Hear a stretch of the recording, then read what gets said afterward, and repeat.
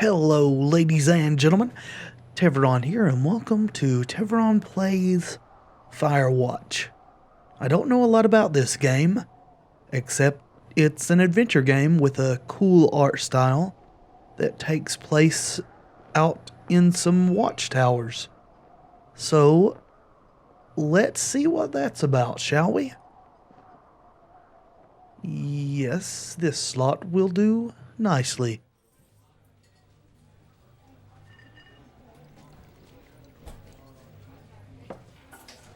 Campo Santo. Panic Inc. That sounds frightening. Boulder, Colorado, 1975.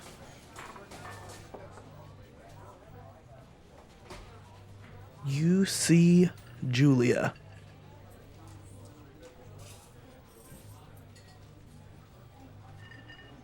Oh, okay. So I gotta click it. She's about your age, late 20s, laughing with well-dressed professors and grad students from nearby CU Boulder. You, Henry, are out drinking with your pals. You approach her. You are drunk. So we've got a choice here. So, what's your, major? You slur the word major, and it smells like Coors. You give an awkward smile. Evolutionary biology, she says, and I'm a professor. Cool, you reply. What's yours? She sniffs the air. Toxicology? It just may be, Julia. Was that a burn, you ask? She says definitely. Worried she hurt your feelings, she asks if you want to split a cheeseburger.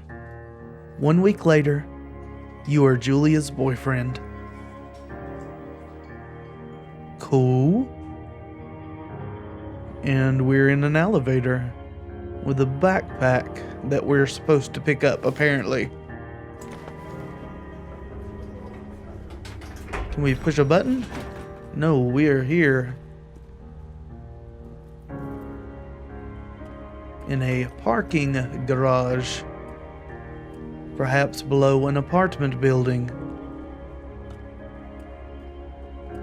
Doesn't look like we can interact with much. I guess that's our truck. Lots of debris here. Can we... Okay, I looked at the controls. R is sprint. I'm just wondering if we can get out of here. Okay, no. So it looks like we have to get into the vehicle. Oh, load gear. All right. You date for over a year. She drives you absolutely nuts. It's great. You move in. You share an apartment near the school with a view of the mountains. You two drink beers out on the deck. You drink beer just about anywhere. Life is good, and we are an alcoholic. Julia wants to get a dog. Okay, fine by me. There's a scruffy, undersized beagle. Julia is in love. She wants to bring it with her to class. There's also an intimidating but gentle-eyed German shepherd. Nothing bad could happen to Julia while walking this dog. It's badass. Well, she wanted the dog and she wants the beagle. So we pick up the beagle and she names him Bucket. Bucket's a good dog. And a week later, you've totally forgotten about the other one. Julia loves him. You love him too. 1979. 4 years later, I suppose, if you guys missed that. You talk out on the deck.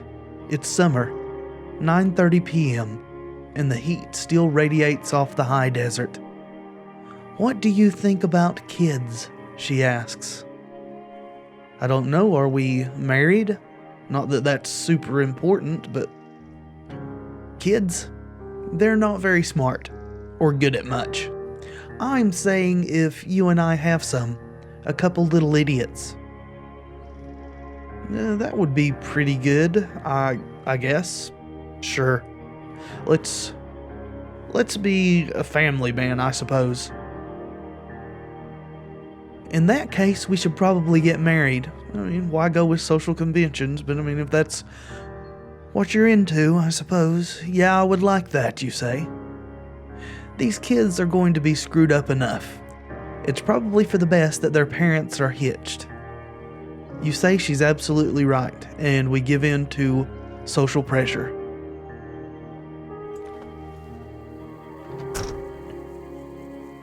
Okay, so are we flashing back and forth? We're seeing what led up to this. Well, our backpack's not in the truck anymore. And now this is present time and we're out in the woods here. Thoroughfare Trailhead. Two Forks region overview. It's a pretty big area, it looks like. You're in their country. Learn to live with bears. I will be staying away from bears, hopefully. Do not forget to check in. No fireworks. Thoroughfare Trail is not recommended for inexperienced hikers. Thoroughfare is a primitive backcountry trail, and I could struggle with reading that blurry text, but I'm not going to. This looks like a storage thingy that I cannot access. So what is the deal with how we got out here? Can I not pick up rocks? Oh. Fade to black. 1980. Another year down the road. It's a Thursday night, and Julia is 4 hours late. She doesn't call. You're worried and getting angrier by the minute. She walks in after you've gone to bed. She's not quite drunk, but she's clearly been having a fun time. You fight when she gets between the sheets. If this is me, I'm not really a get mad kind of person. You don't touch each other all night. The next day you feel guilty for being so angry and ask her about her evening. She says it was great. You hold on to a tiny peel of resentment. Okay, I guess. You make some coffee and go to work. So this is not me. This is the game's character, so I guess I shouldn't try to be playing myself because, as I said, getting angry is not really my shtick. 1981. Julia still likes to draw. Didn't know she liked to draw ever. This is the first I've heard of it. She draws plants from her research. She draws all the places you go. She draws you. You pose and flex like He-Man. You frolic like a Victoria's Secrets model. Let's do that one. Very nice. Very nice. My wife, she draws me very nice. So we're further into the evening. Ooh, pretty sun. And I am walking through branches. Let's jog. Get our little jog on here. Two Forks Fire Lookout. 8 more miles still. So we're going to the Two Forks Lookout Tower? Is this a new job maybe? Spacebar to climb. Okay. Good jump, fella. Oh. Another fade to black. That one a bit more sudden. 1982. During the summers, you and Julia enjoy walking Bucket at night.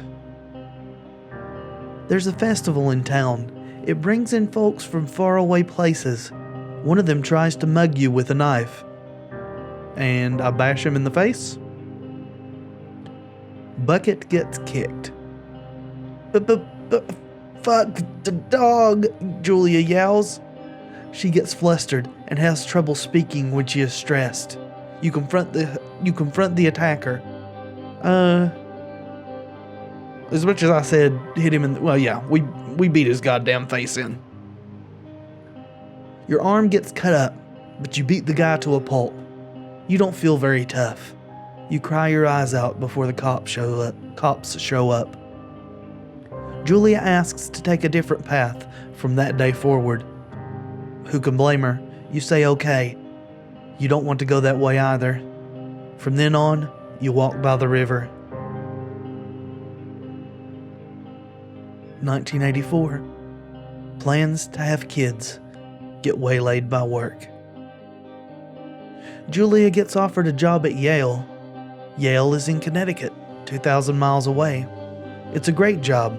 Associate department chair. She wants to move. You absolutely do not. I don't like either of these choices. I don't think we should be holding her back, as she is obviously more successful than we are. I guess this is the last bad one. Agree if she commutes. That's horrible too, though. You ask her if she'll commute back and forth. You don't want to move to Connecticut. She says that'll be hard, but she'll do it if you won't move. You tell her not to pass it up if that's what she wants. She agrees.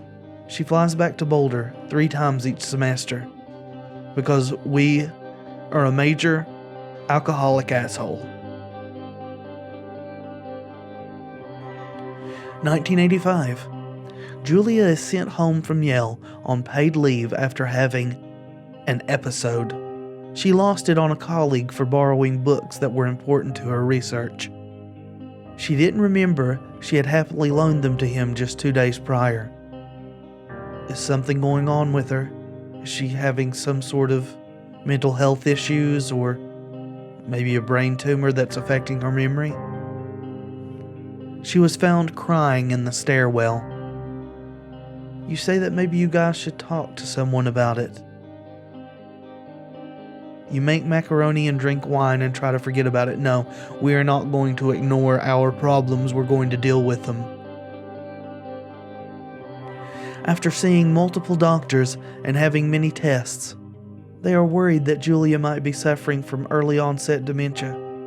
She is 41. That's very early onset dementia. That is very sad. You both decide to keep it a secret for now. It's a horrible situation to be in. Got a journal. I guess we're sitting down and we can't get up.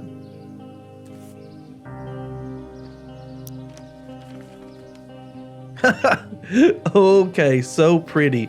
There's our drawing as a Victoria's Secret model, I suppose. Bucket is getting older. Julia comments that it's kind of nice because he gets in less trouble around the house. A week later, she goes back to the university.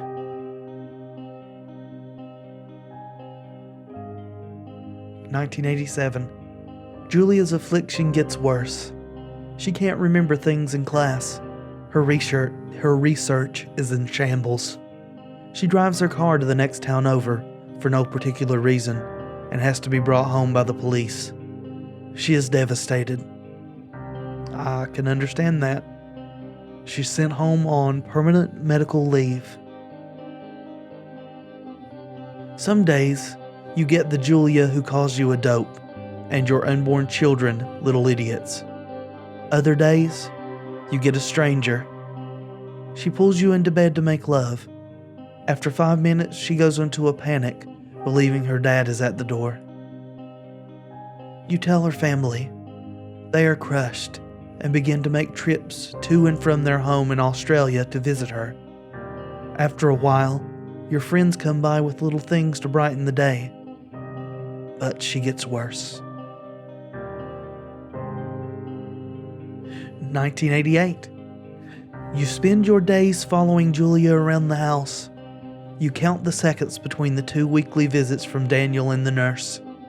He suggests that Julia could live somewhere else, somewhere with 24-hour care. A home, It sits with you for a couple months. But we are determined to care for her by ourselves. Which I'm guessing didn't work out. Which is why we're out here in this wilderness heading for a fire lookout tower. It's a very, very sad story, even though we are sort of an asshole. We do seem to care for her, at least the way that I've played it out. It's impossibly hard. The worst is when you get mad at her, like when she tries to cook her own food. You can't do anything without her, and she can't do anything without you. She's become a child again, as is many human beings' fate in their later years. When she goes to sleep, you stay up for a few hours drinking on the deck, watching baseball in the summer, college basketball in the winter. Drinking then too seems to be a recurring theme throughout our life. You start going out after you put her to bed.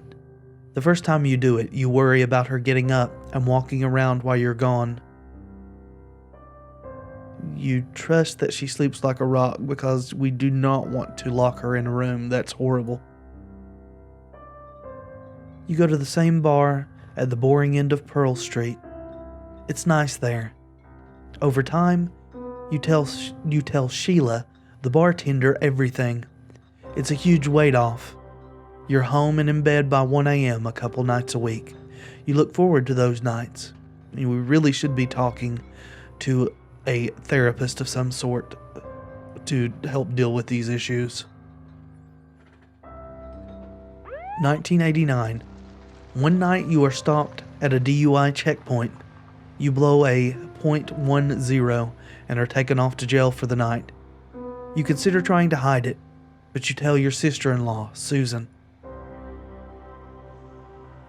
Julia's parents take the next plane from Australia. They can't believe the state your house is in. Then they tell you Julia is coming to live with them. You don't argue. You say you'll visit soon. A few weeks go by. Summer is coming and you see an ad in the paper for a job. I suppose that's the job we've taken and are currently in transit to. You take it.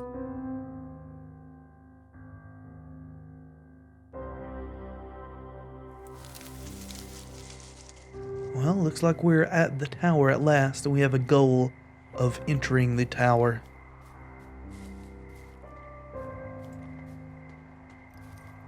Is there anything out here that is worth looking at? Oh, we can hop over this. But is there anything here? A cistern? This is our water. Oh, spigot. It won't let me turn it. Maybe that's because I'm supposed to be following orders right now and heading into the tower. So we'll do that. Oop. Here we go. Let's get our jog on and get on up here. I really like this art style. It's sort of cel shaded. Very beautiful.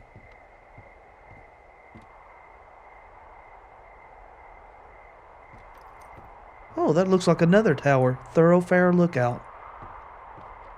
So is this in Colorado also? Did I pass the door up? I guess so. Where's the door? Keep trying to push shift to run when it's actually R that toggles run or jog on and off. Turn on the power. Is this the power? Ooh. Let there be light. Hello, Two Forks Tower. Hello?